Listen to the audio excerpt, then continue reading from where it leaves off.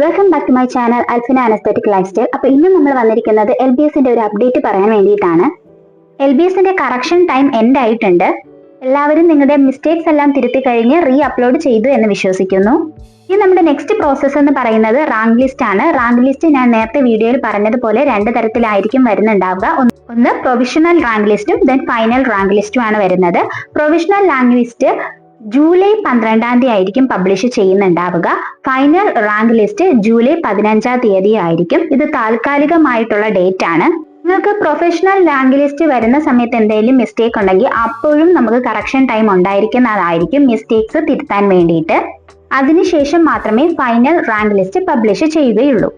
First വരുന്ന provisional rank ലിസ്റ്റിൽ നമുക്ക് ഇൻഡെക്സ് മാർക്കും റാങ്ക് ലിസ്റ്റും കാണാൻ സാധിക്കുന്നതാണ്. റാങ്ക് ലിസ്റ്റ് രണ്ട് രീതിയിൽ നമുക്ക് കാണാൻ സാധിക്കും. ഒന്ന് സ്റ്റേറ്റ് രീതിയിലും അതോടൊപ്പം തന്നെ റിസർവേഷന്റെ റാങ്ക് ലിസ്റ്റും നമുക്ക് സെപ്പറേറ്റ് ആയിട്ട് കാണാൻ സാധിക്കുന്നതായിരിക്കും കേട്ടോ. നിങ്ങൾക്ക് +2ന്റെ സ്കോർ ബേസ് ചെയ്തിട്ടുള്ള ഇൻഡെക്സ് മാർക്കായിരിക്കും അതിനകത്ത് കാണിക്കുന്നുണ്ടാവുക. നിങ്ങൾക്ക് റിസർവേഷൻ റാങ്ക് സെപ്പറേറ്റ് ആയിട്ട് ചെക്ക് ചെയ്യാൻ സാധിക്കുന്നതായിരിക്കും. സ്റ്റേറ്റ് ബേസിലും കാറ്റഗറി ബേസിലും നിങ്ങൾക്ക് റാങ്ക് ലിസ്റ്റ് ചെക്ക് ചെയ്യാൻ സാധിക്കുന്നതായിരിക്കും. ഇതെല്ലാം പബ്ലിഷ് ചെയ്തതിന് ശേഷമായിരിക്കും നമുക്ക് ഓപ്ഷൻ രജിസ്ട്രേഷന്റെ ടൈം വരുന്നുണ്ടാവുക.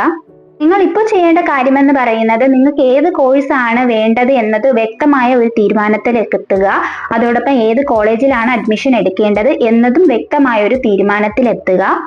നിങ്ങൾക്ക് ഓപ്ഷൻ രജിസ്ട്രേഷൻ സമയത്ത് എത്ര കോളേജസും എത്ര കോഴ്സസ് വേണമെങ്കിലും വെക്കാനുള്ള പെർമിഷൻ ഉള്ളതാണ്.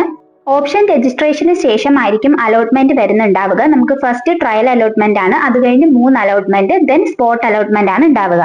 ഫസ്റ്റ് അലോട്ട്മെന്റിൽ നിങ്ങൾക്ക് ഏത് കോളേജിൽ ഏത് കോഴ്സ് ആണ് കിട്ടുന്നത് അതനുസരിച്ച് ഉടനെ തന്നെ നിങ്ങൾ ആ അഡ്മിഷൻ സെക്യൂർ ചെയ്ത് വെക്കേണ്ടത് വളരെ ഇമ്പോർട്ടന്റ് ആണ്.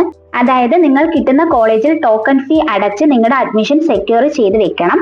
എന്നാൽ മാത്രമേ സെക്കൻഡ് ആൻഡ് തേർഡ് അലോട്ട്മെന്റിലേക്ക് നിങ്ങളെ പരിഗണിക്കുകയുള്ളൂ. ഗവൺമെന്റ് കോളേജസിലാണെങ്കിൽ 23,000 രൂപയാണ് ടോക്കൺ ഫീ വരുന്നത്. സെൽഫ് ഫിനാൻസിങ് കോളേജസിൽ 25,000 രൂപയാണ് ടോക്കൺ ഫീ വരുന്നത്.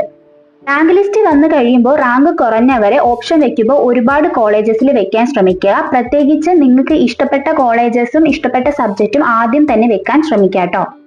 ഓപ്ഷൻ രജിസ്ട്രേഷന് ശേഷമായിരിക്കും അലോട്ട്മെന്റ് എല്ലാം വരുന്നുണ്ടാവുക.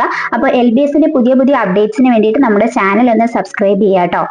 നെക്സ്റ്റ് വീഡിയോ ആയിട്ട് നമുക്ക് ഉടനെ തന്നെ കാണാം. അതുവരെയും ഓക്കെ, ബൈ, താങ്ക് യു.